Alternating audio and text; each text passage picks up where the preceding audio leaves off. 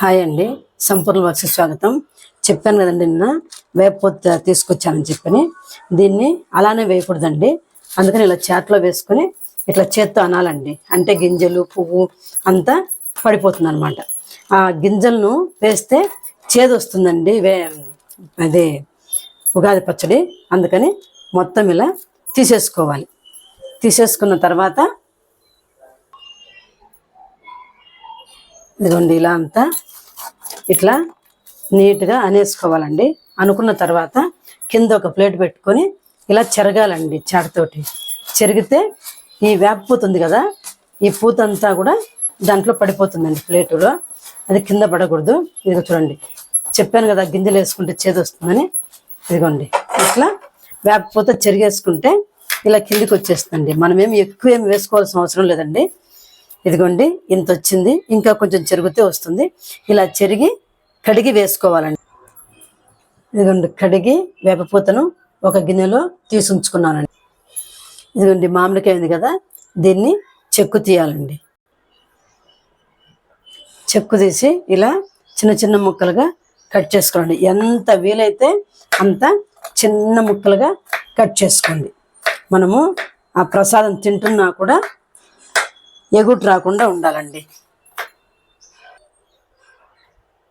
చింతపండు నానబెట్టి రసం తీసుకున్నది వేసుకోవాలండి ఇందులో. తర్వాత ఉప్పు తీసుకున్నాం కదా కొంచెము, ఆ ఉప్పు కూడా ఇందులో వేసేసేయాలి. తర్వాత బెల్లం అండి, కొంచెం బెల్లం కూడా వేసుకోవాలి. తర్వాత కొంచెము కారం అండి, ఈ కారం కూడా వేసేసుకోవాలి. అంటే అన్నీ కొంచెం కొంచెం వేసుకోవాలి. నేను కొంచెమే చేస్తున్నాను, అందుకని కొంచెంగా వేసుకుంటున్నానండి. ఇదిగోండి మామిడికాయ ముక్కలు మీకు ఎంత అవసరమైతే అంత వేసుకోండి, మరి ఎక్కువ కూడా వేసుకోవద్దు. ఇదిగో అలానే వేపపూత తీసి ఉంచాను కదండి, ఆ వేపపూత కూడా వేసేస్తున్నాను. వేసి అన్నీ బాగా కలపాలండి.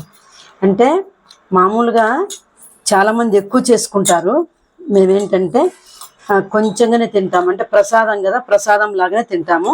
అందుకోసం అని చెప్పని కొంచెంగా చేస్తున్నానండి. ఇదేనండి ప్రాసెస్. ఈ విధంగా మీరు ట్రై చేయండి, చాలా టేస్ట్గా ఉంటుంది.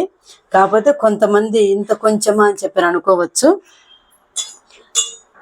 మేము అందరూ మామూలుగా కుండల్లో చేసుకుంటారు, నేనైతే ఎప్పుడు కుండలో చేయనండి.